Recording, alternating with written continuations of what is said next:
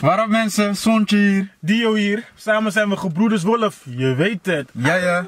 Vandaag de tweede aflevering. De tweede aflevering met niemand minder dan Charvelli Alexander. Felly Lyrics. Veel kijkplezier. Malone City.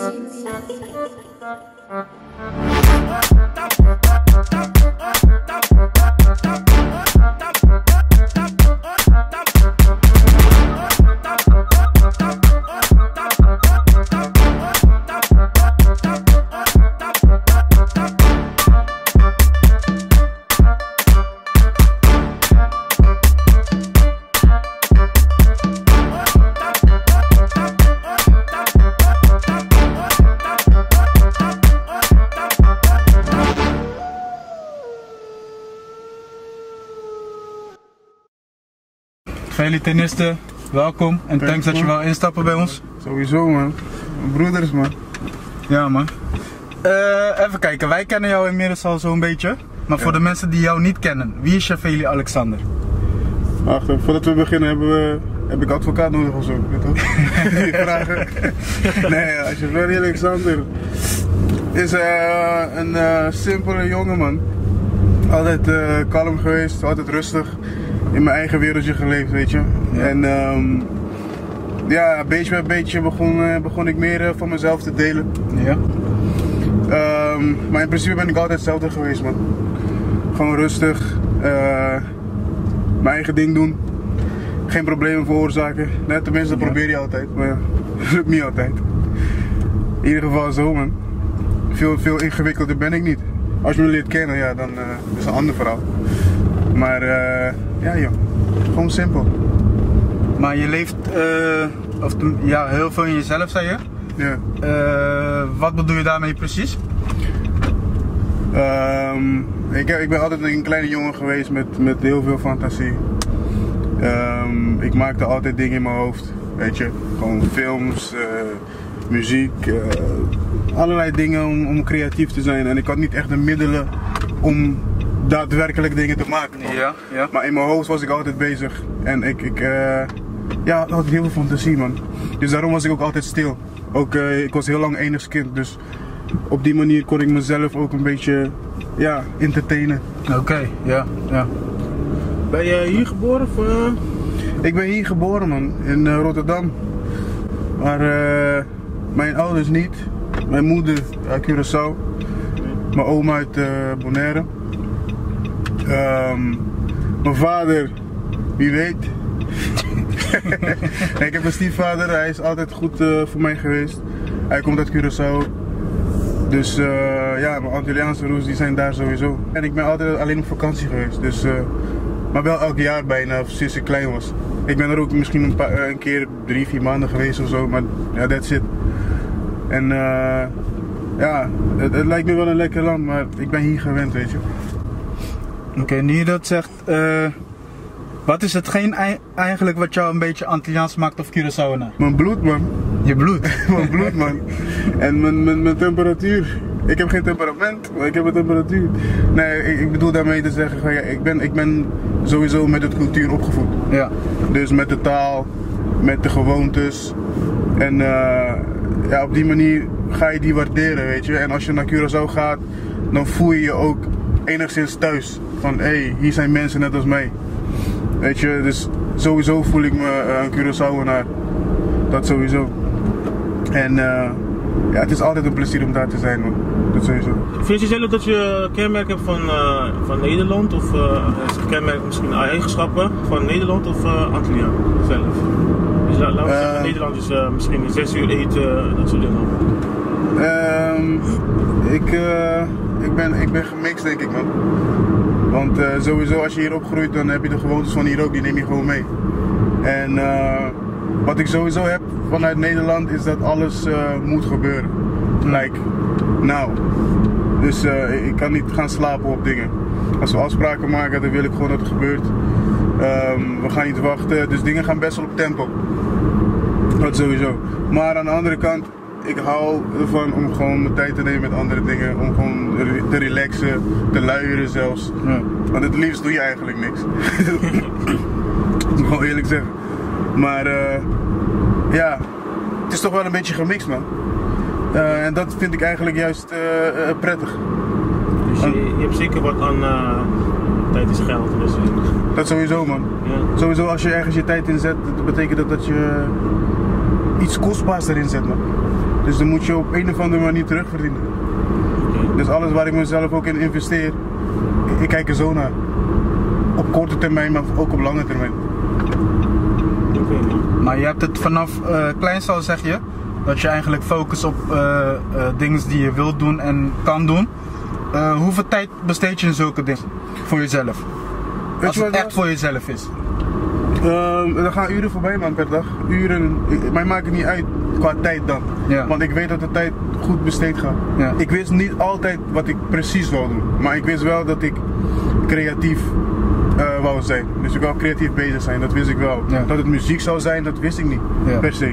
Maar ik merkte wel van, oké, als ik naar school ga, alle dingen die ik anders doe, ik voel daar geen prikkeling bij, weet je. Ik voel Ja, ja. niet van, oké, dit ga ik doen. Het was gewoon doen. Maar zodra ik iets kreeg waar ik extra bij moest nadenken, waar ik mijn creativiteit moest laten zien van hey, hoe los je dit op, hoe doe je dit of dat, dan merkte ik gelijk van hey, oké, dit vind ik wel leuk.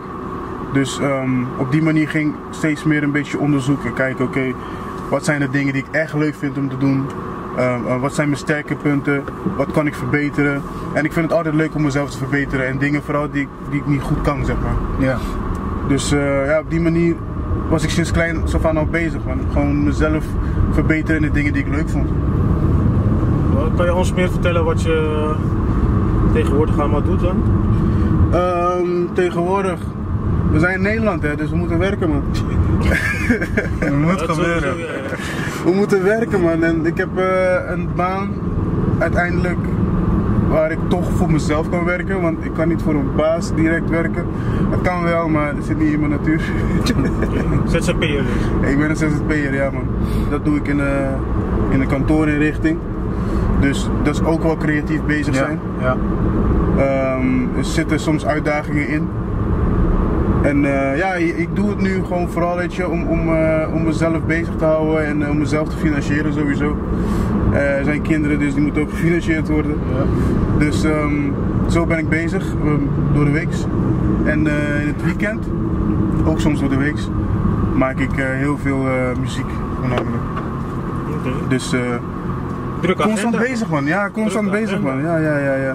Mensen denken dat ik overdrijf soms, maar het is niet zo, man. Je bent heel veel dagen van de week ben je gewoon eigenlijk heel moe. Besteed je heel veel aandacht aan je eigen werk eigenlijk? Baan? Ja, weet je wat het is? Ik begin 7 uur, maakt niet waar het is, in de ochtend. Ja. Dus als ik naar Leeuwarden moet ik daar ook 7 uur zijn, bijvoorbeeld. En ik eindig eigenlijk wanneer ik zo ver ben. Weet je, het is meestal rond 1 uur of 4. Moet je nog terugreizen naar huis en dan duurt het meestal lang, want je staat in de files. Stel je voor, je bent 5:30 uit huis en je bent 5:30, 6 uur ben je weer thuis. Dat zijn bijna 12 uur van je dag gewoon weg aan werk. En dan moet je nog energie vinden om te gaan sporten bijvoorbeeld. Om even aan een tune te gaan zitten of even wat op te nemen, weet je. Dat vergt best wel veel energie. Of je hebt afgesproken bij iemand in de studio. Of je hebt nog een gesprek aan te gaan. Ja. Dus je weet toch, je bent wel mentaal moe aan het einde van de dag. Maar je weet waar je het voor doet. Daar komt het op neer. Je weet waar je het voor doet en dat houdt je gemotiveerd. Want als je gaat denken van hé, ik ben gewoon bezig. Dan ga je snel denken van hé, laat dit allemaal maar zitten. Ik heb geen zin meer. Ja. Maar uiteindelijk moet je erop vooruit gaan. En niet op dezelfde plek blijven staan of achteruit gaan. Klopt. Weet je, dus dat is altijd de uitdaging, man. Denk je dat je dan volledig gaat blijven werken tot je pensioen? Of wil je meer gaan richten op het muziekgebied? Broer, ik geloof niet in pensioen, man. Nee? Nee, man. Ik geloof niet in werk, ik geloof niks in dit. Ik zeg je eerlijk. Het werk dat ik doe is gewoon, het is nu nodig. Ja. Maar je werkt altijd wel naar een doel toe, tenminste zo voel ik me wel. Ja. En om te werken tot mijn, weet ik veel, hoeveel 70ste. Dan ga Nu je nog? Nu nog, ja. Voor een show. Voor een paar jaar is tot je 90ste of zo. Weet je, maar kijk, ik ga dat niet doen. Mijn doel is wel om gewoon mijn inkomsten te maken met muziek. Oké. En nu bijvoorbeeld, op dit moment, waar ik nu mee bezig ben, is voor mij ook een stap Ja. daar naartoe. Het zijn allemaal stappen. En beetje bij beetje kom ik dan uiteindelijk waar ik wil zijn. Maar dan moet ik ook geduld voor hebben. En erin blijven geloven, weet je. Ja, ja. Maar nu ook met muziek kom je meer naar voren als een zanger. Ja. Maar je kan ook rappen, je kan ook beats maken. Ja. Waarom kies je ervoor om je meer te laten zien als een zanger? Dat is de manier voor mij om meer aandacht te krijgen, Ja. ten eerste. Want weet je, je kan beats maken, je kan rappen, je kan al die dingen doen. Maar in principe is mijn doel om dat te kunnen doen voor andere mensen. Ja. Dus ik wil iemand zijn die belangrijk is voor andere artiesten, weet je. Oké, ja. Ik wil andere artiesten kunnen pushen. En op dit moment is het ook nodig dat je dan jezelf laat zien van hé, Ja. kijk, hier ben ik, dit kan ik doen. En eigenlijk je portfolio opbouwen. Want oké, als mensen dan naar je toe komen, dan weten ze wat ze aan je hebben. Want, Ja, ja. weet je hebt de naam, je hebt een bepaalde status, dan gaan ze denken van oké, die persoon kan me wel helpen en zo, die persoon wil ik zijn. Dus met zang, ja, kom ik meer naar voren. Ja, ja. Hoe lang zit je al in de muziekwereld eigenlijk? Hoe is het allemaal ontstaan? Bro. Verder, Nee, het is in het verleden? dat niet, man. Het is gewoon, als je erover nadenkt, soms begin je gewoon te lachen, man. Ja, man. Ik weet toch, niemand wist überhaupt dat ik muzikaal bezig was, man. Thuis sowieso niet met mijn moeder en zo. Ja. Dus het was echt gewoon per ongeluk gebeurd dat ik mezelf een keer aanmeldde voor Idols. Nee, het was voor een bandje. Ja. En ik was 14 of zo, man. En het was voor een grap, hè. Dus ik zei van, nou joh, ik zing dat nummer beter dan die gast. Dus die man van die band, die hoorde dat. En die zei tegen mijn stiefpa, zei die van, hé, laat hem komen dan. Ja. Laat hem komen. Dus ik dacht, oh, nee. Laat hem komen.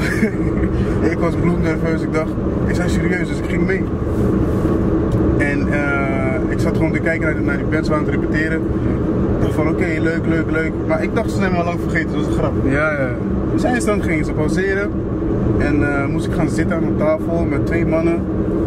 En die zegt tegen mij, ja, zing een stukje voor ons. Nou broer, ik had nooit gezongen voor iemand. Deze man zegt opeens, zing voor u. Dus ik begon te zingen. Bro, mijn stem sloeg over alles. Dus ik aan het einde dacht ik van oké, ik heb het helemaal verpest. Keken ze me aan. Ik zei dus oké, we kunnen wel met jou werken. Ik dacht, serieus? Dat is oké, wat betekent dat? Hij zei, ja, kom volgende week terug. Ja. Ga het nummer oefenen en kom terug. Dus de week daarop ging ik terug. En ik ging met mijn moeder. En die was nog nerveuzer dan mij. Zo, haar ogen waren gewoon zo groot. Ze kon me niet eens aankijken, ze bleef op de grond kijken van, oh mijn god, mijn jongen, mijn Stel me zoon. niet teleur. Ja. Dus op een gegeven moment, ja, het begon daar, man. Die mannen hebben mij gedrild. Maar was het een kleine band of een grote band? Was een kleine band. Het was gewoon een beetje lokaal. Ja. En kleinere feestjes. Maar het was gewoon super gezellig altijd, weet je. Oké, ja. Daar heb ik echt gewoon veel geleerd. Op een goede, ook slechte manier. Ik heb daar vrienden gemaakt, gewoon voor life. En ja, zo man, zo is het begonnen, mijn 14e eigenlijk zo'n beetje. Oké, en op een gegeven moment ben je de naam Valley Lyrics gaan dragen, of tenminste Valley. Ja.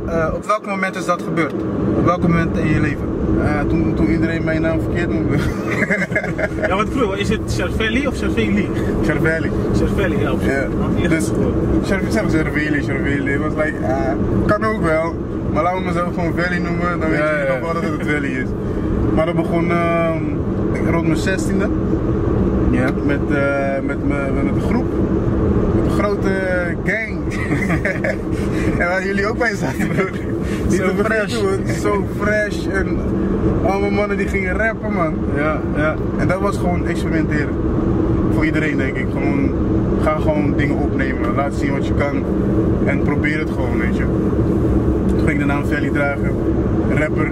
Ik deed refreintjes, maar ja, ik was niet echt de beste zanger, dus ik deed gewoon een beetje flow. La la la la la, simpel. En ja, was met jullie allemaal sowieso. Daarna ging ik door met de kleinere groep, met Jackie en Shady, Lyrics Fam. Uiteindelijk, nog steeds zijn we Lyrics Fam. Dat is niet veranderd. Ja. Maar op een gegeven moment moet iedereen gewoon zijn ding doen. Dat Ja, weet je. ja. Zo helpen we elkaar allemaal.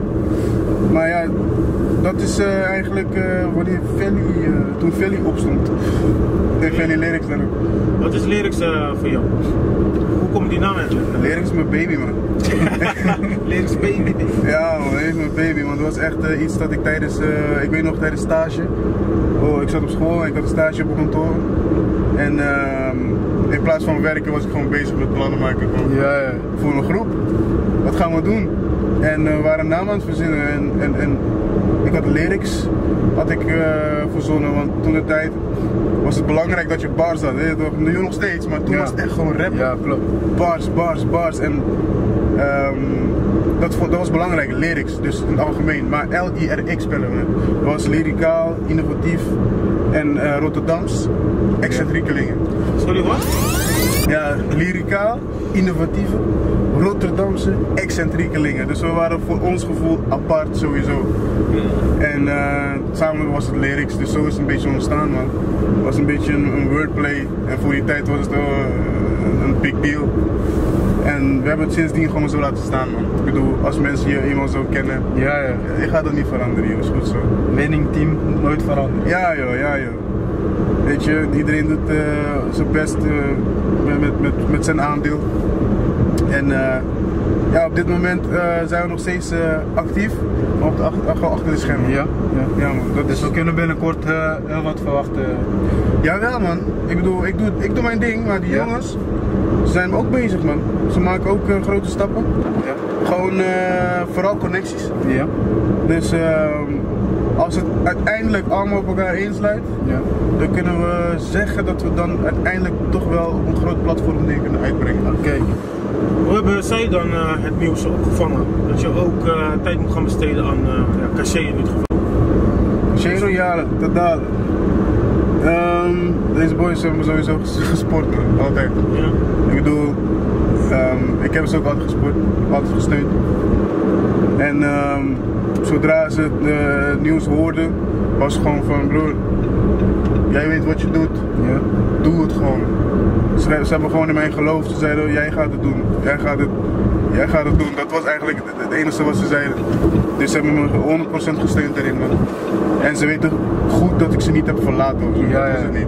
Dat is ook belangrijk natuurlijk. Ja, dus we doen het allemaal met een grote doel, Ja. weet je. Dus ze hebben me 100% gesteund erin. Is dat ook te combineren? Lyrics en cachet, kan dat? Sommige mensen doen moeilijk van of je hebt je stem verkocht aan cachet of niet? Nee, Cachet heeft geleend, man. Geleend. Geleend.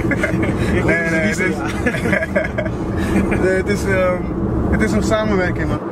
Ik zit wel vast in Cachet. Dus in de zin van, ik ben er sowieso met de optredens Ja. en we werken samen gewoon constant. En ik ben er ook om Cachet te duwen waar ik kan, weet je. Ja. Het is Cachet. Klopt. Je gaat niet zeggen van nee, kansloos. Het is gewoon het is een grote band met een grote naam, Ja. zoveel potentie. En ik krijg dan de kans om uiteindelijk te laten zien wat ik kan aan een groter publiek. Mm. Die neem ik dan.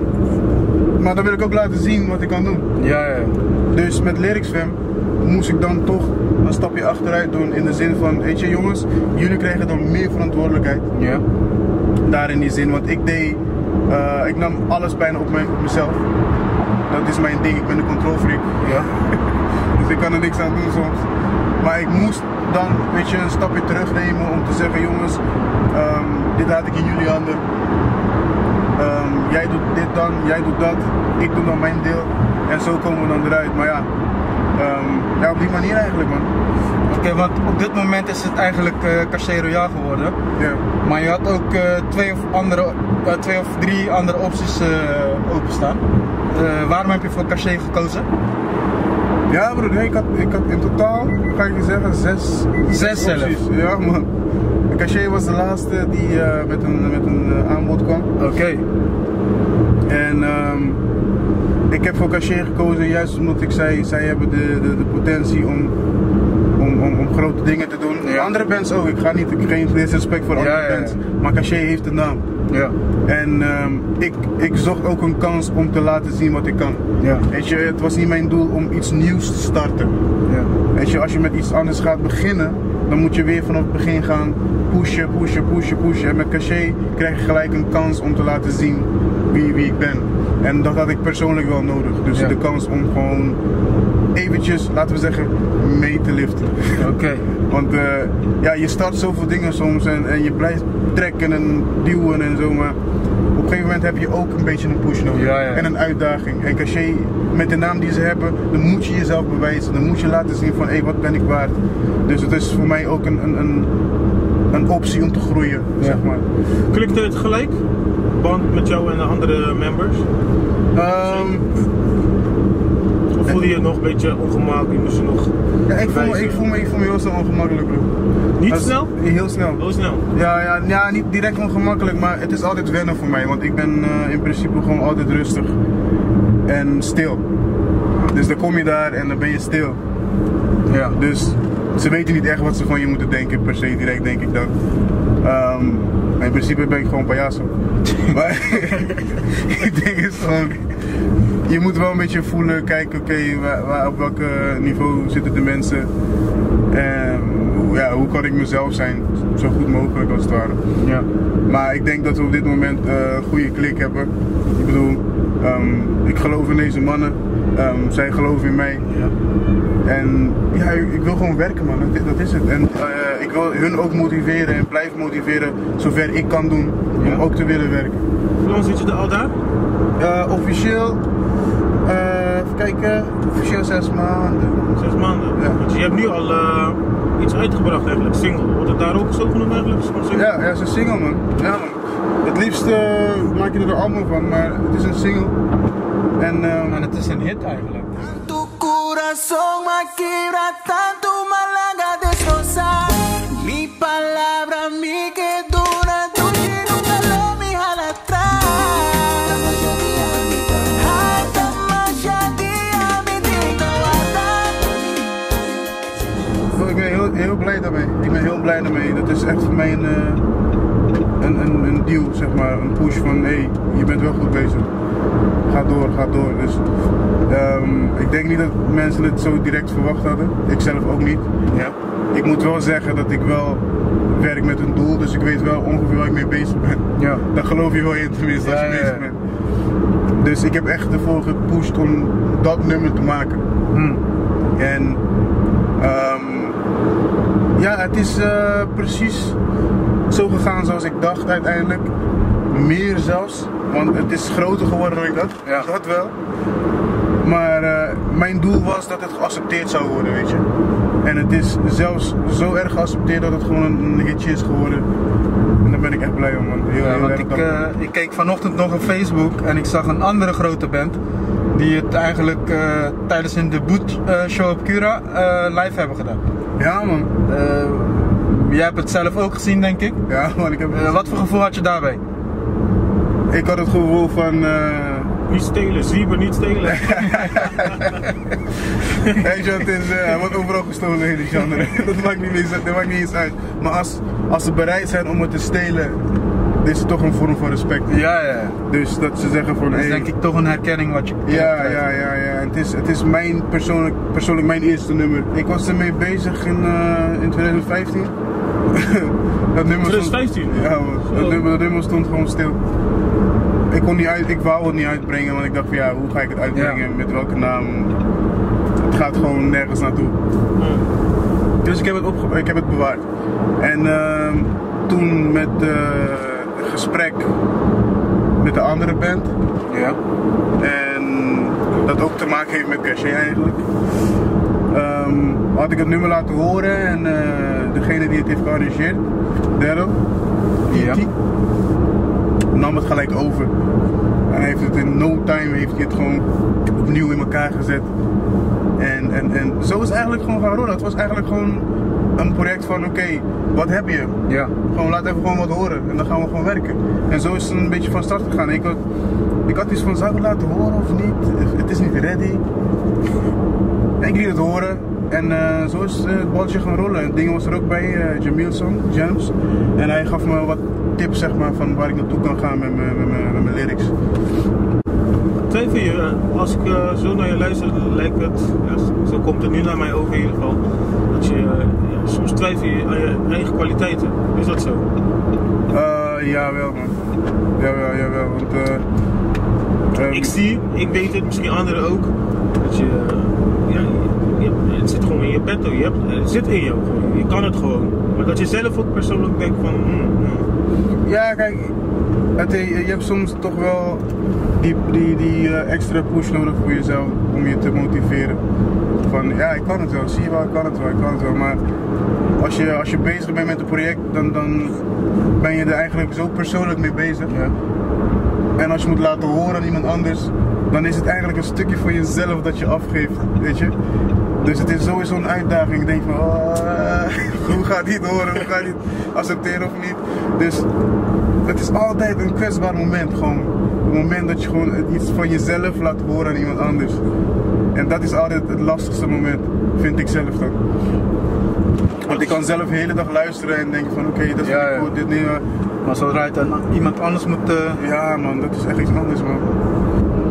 Heb je een bepaalde moment in je leven gehad dat je zoiets van een opgegeven moment had in je leven? Dus dat je eigenlijk niet meer wou doen wat je eigenlijk toch wel wil doen? Ja, tuurlijk man. Tuurlijk. Ik ben eigenlijk heel lang gewoon depressief geweest man.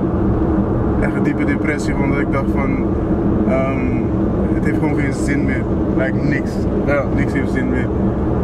Je werkt zo hard af en toe om er gewoon niks voor terug te krijgen. En dan heb ik niet eens over muziek per se, maar gewoon over je werk in het algemeen.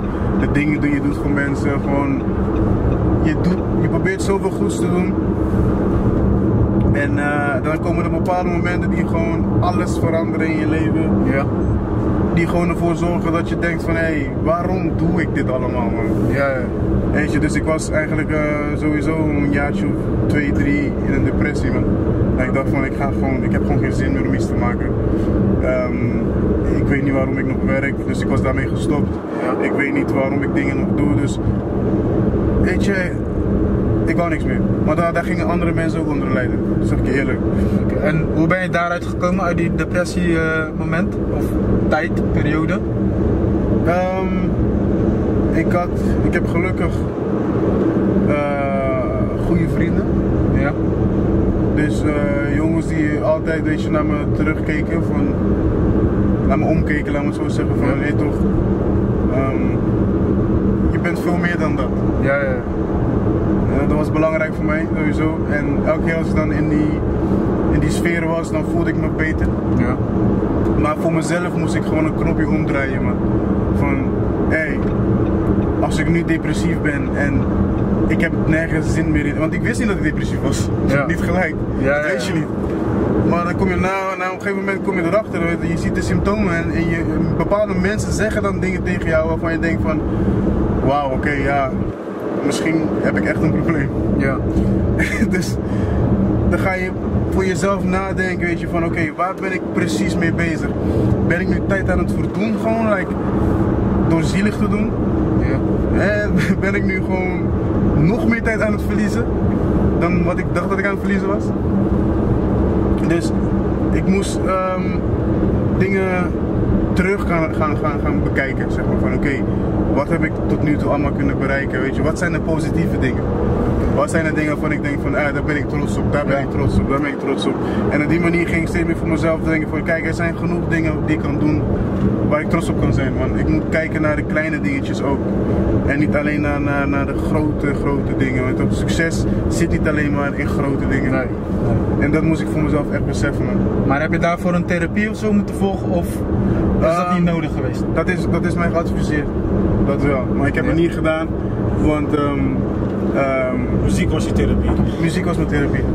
Muziek was mijn therapie. Zodra ik in de studio kwam in die periode en ik begon gewoon op te nemen, Ja. dan voelde ik me gewoon, ik weet niet, een bepaalde ontluchting gewoon, weet je. Dus ik denk van, oké. En zo is trouwens het nummer ook nu Caché ontstaan. Het was in die tijd dat ik gewoon naar de studio ging opnemen. Oké. Ik had niks geschreven, ik was gewoon...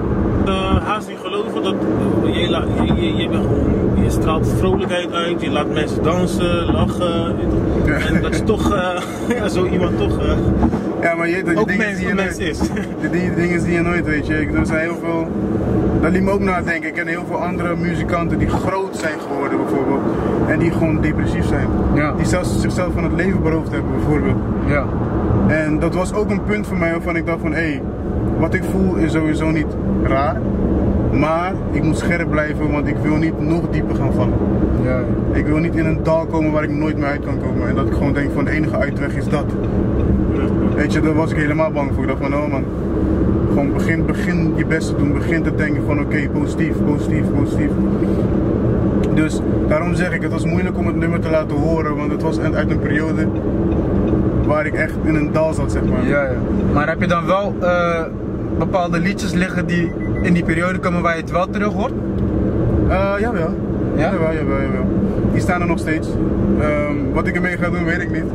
Ik heb eentje, was iets vrolijker, die heb ik verkocht. Ja. Dat was eigenlijk niet veel mensen weten dat, maar dat was Loki, mijn eerste hitje daar in de Antilliaanse scene. Dat was voor Champs, Bidi Pabo. Dat had ik geschreven. Ja. En ik was niet in die mood dus, om dat nummer uit te brengen. Ja. Want het was best wel een vrolijk nummer, voor mijn gevoel. En ik was niet vrolijk. Ik dacht, nee man. En toevallig kwam hij met me praten, want we kenden elkaar al. Ja. En ik zei van, weet je, ja, ik heb wel misschien wat voor je. Ik stuurde naar hem op en ja, ze namen het gelijk over. Dus ze hadden het voor mij gekocht. En dat was voor mij ook wel een motivatie. Hè. Dat ik zag van, oké, ze hebben een nummer voor mij gepakt, ze hebben het uitgebracht en hij heeft er gewoon een hit van gemaakt. Ja. Weet je, het werd gewoon een van de nummers van het jaar. En dat was voor mij echt iets van, nee jongen. Als je dit al kan doen gewoon met een nummer waarvoor je niet echt iets voelde. Ja. Stel je voor wat je kan doen met iets wat je wel voelt. Ja.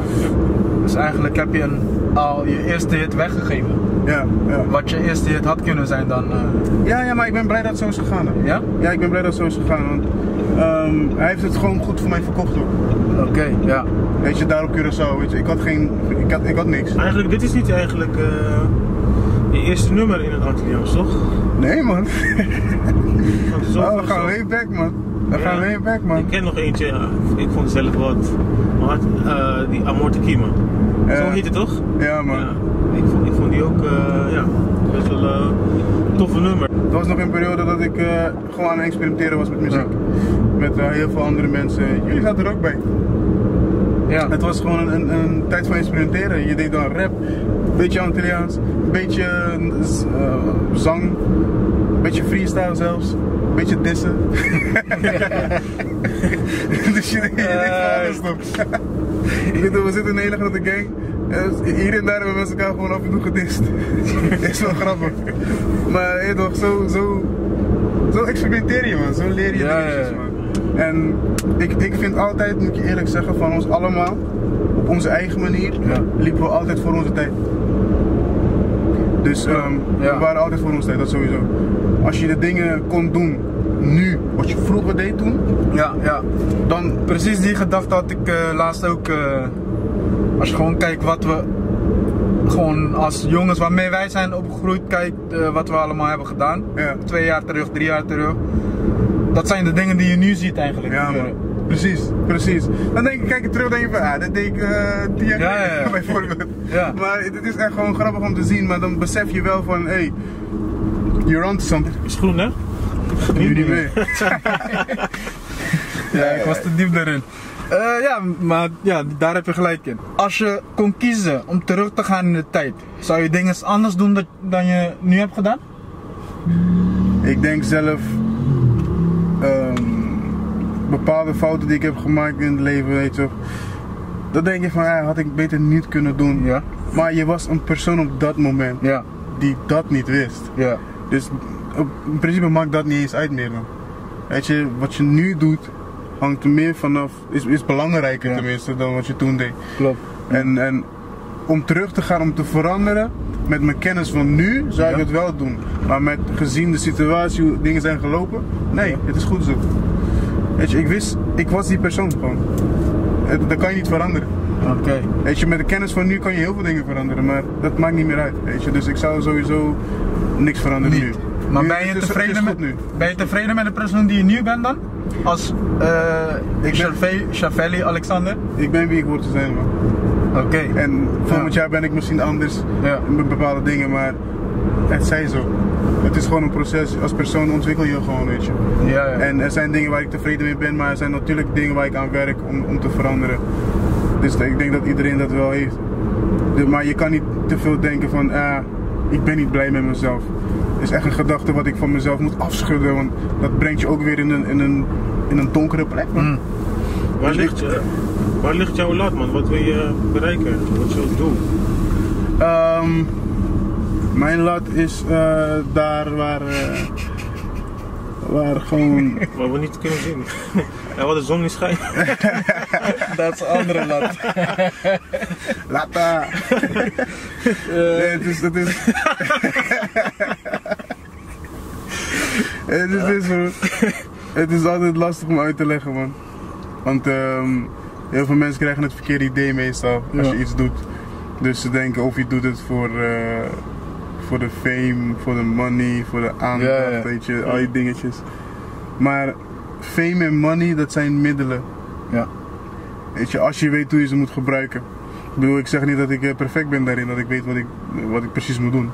Maar ik ben altijd wel scherp geweest daarin. Dus als ik fame wou, had ik al lang fame kunnen krijgen. Dan kon ik al lang een paar dingen doen om fame te krijgen. Nummers ook uitbrengen waarvan je denkt van... fout, maar helemaal famous. Maar ik heb het nog niet gedaan, want ik had altijd wel richtlijnen voor mezelf van... nee, die kant ga ik niet. Die kant ga ik ook niet. Ik heb deals gekregen van artiesten die wat grotere naam hadden. Maar ze hadden een bepaald idee van mij dat ik niet voelde. Van je wilt dat ik dingen ga doen puur voor de fame en de aandacht, maar ik wil dat niet. Ik wil al hoe dan ook gerespecteerd zijn als artiest. En mijn doel daarin is dat eigenlijk. Om zo gerespecteerd te zijn daarin. Om een naam te hebben voor mezelf, zodat ik anderen kan pushen. Want ik heb liever een label voor mezelf. Ik heb liever een label waar ik eigenlijk zelf geen muziek meer hoef te maken. Ik wil alleen ja, nee zeggen. en steunen en kijken wat moet gebeuren. Want dat is mijn drive. Ik hou van organiseren, ik hou van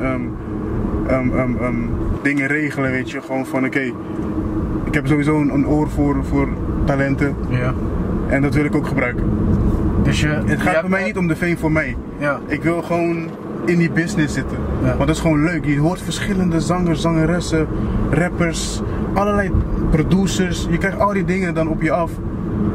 Dat is gewoon lekker, man. Ik kan het niet anders uitleggen. En het hoeft niet voor mij te zijn. Maar je kijkt, of tenminste, je weet ook waar je naartoe wilt. Waar zie je jezelf over 5 jaar? Over 5 jaar... als je me dat 5 jaar geleden vroeg... Dan had ik je ook een ander antwoord gegeven dan waar ik vandaag echt ben. Dus wat ik wel heb geleerd, bro, is dat je gewoon door moet blijven werken, man. Want de tijd zelf bepaalt uiteindelijk niet. Want je kan het niet zo zeggen, maar als ik, laat me zeggen, een globaal plaatje moet geven, over 5 jaar, dan wil ik wel op een level zijn voor mezelf dat ik in ieder geval niet meer hoef te werken. Gewoon van, weet je toch, normale baan. Dat ten eerste. Ik wil gewoon wel mijn geld kunnen verdienen met mijn passie. En dan hoef ik geen miljonair te zijn, hoor. Dat zeg ik niet. Maar gewoon, net als werk, je geld verdienen, maar dan met iets waar je echt van houdt. Dus ja, geld is niet belangrijk, joh. Het is nodig, maar niet belangrijk. Zolang je maar gelukkig bent, man. We leven in een bepaalde soort maatschappij. Ja. Alles wordt gevormd voor je. Ja. Weet je, er wordt bepaald hoe je je school moet kiezen, er wordt bepaald hoe je je werk moet doen, er wordt bepaald. Alles wordt bepaald. En ik vind juist dat wij als mensen gewoon zulke creatieve wezens zijn, gewoon in het algemeen al. Ja. We kunnen zoveel dingen doen, maar we worden beperkt met heel veel dingen. Dus mijn doel is altijd geweest om gewoon te doen waar ik van hou. Ja. Weet je, er zijn regels, dat zijn er sowieso, maar gewoon, ik wil niet mijn tijd en energie in iets steken dat niet eens voor mij is. Ja. Ja. Snap je? Dan uiteindelijk, waarom doe je het? Weet je, dan komen je kinderen, die worden ouder en die gaan hetzelfde doen. En zo gaat het door en door en door. Ik wil ook gewoon voor iedereen die na mij komt gewoon iets neerleggen. Ja. Een voorbeeld, iets gewoon waar ze op door kunnen groeien of aan kunnen pakken van oké, dit kunnen wij ook. Dus met die motivatie sta ik op en doe ik wat ik wil doen, man.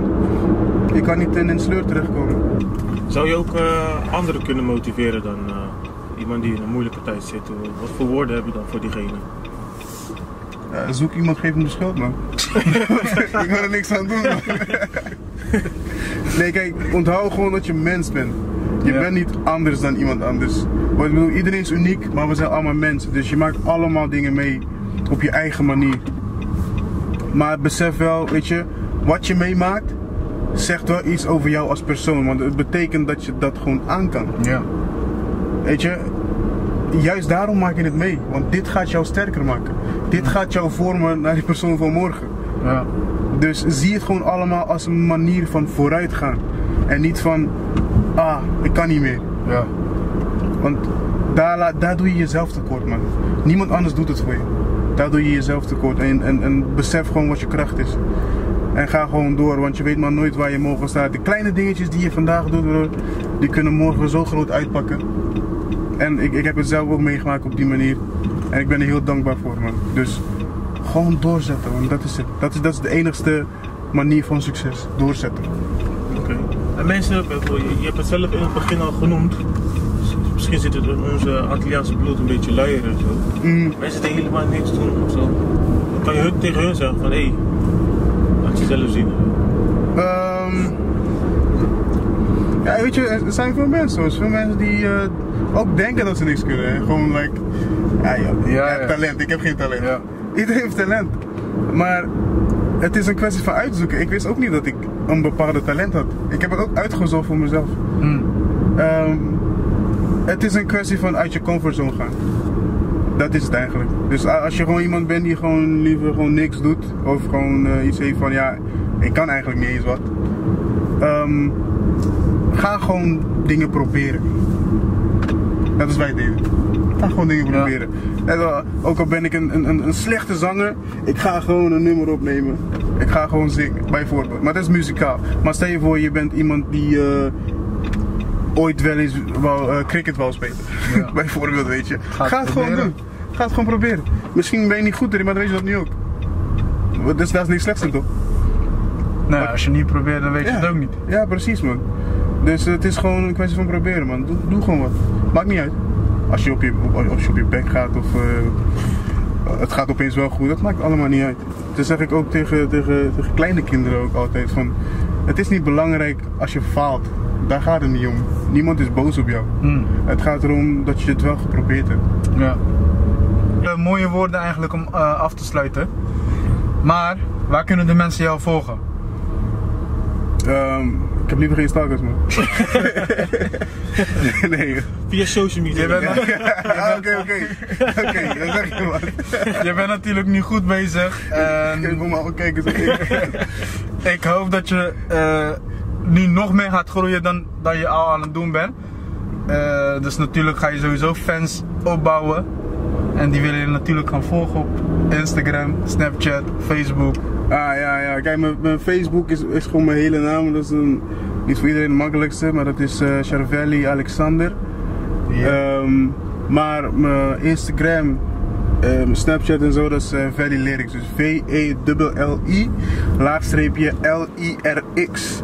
En dan vind je gewoon Ja, maar dingen die ik doe, man. En daar kan je me wel stalken als je wil. Voor de mensen die denken van wat zegt hij allemaal, wat voor namen zijn dit allemaal, wat voor Antilliaanse namen hoor ik allemaal, ik kan het niet allemaal niet bijhouden. We zetten het voor jullie in de beschrijving. Ja, Allemaal goed. Die exotische namen, ja toch? ja. Ik ga je ook bedanken, man. Bedankt voor je tijd. Want zoals we al in het begin hebben gezegd, tijd is kostbaar. Dus ik ga je bedanken voor je tijd, man. Ja, ik vind het gewoon leuk, man. Ik wil jullie ook supporten in wat jullie doen, dat sowieso. Mijn broeders Wolf, vind je kita, man? Ja, man. Dat is gewoon sowieso een feit, man. We gaan way back en we hebben elkaar altijd gesport, man. Ja. Dus dat is belangrijk, man. Zaken hebben, maakt niet uit wat het is, jullie kunnen me altijd connecten, man. Jullie ook, kijkers. Ja, man, kijkers. Niet opgeven. Niet opgeven, man. Doe iets, man. Doe je ding, man. Sta op, man. Laat het even jongen. Ah, doe eens zo, jongens. Dat doe ik. Dat kan zien. Laters.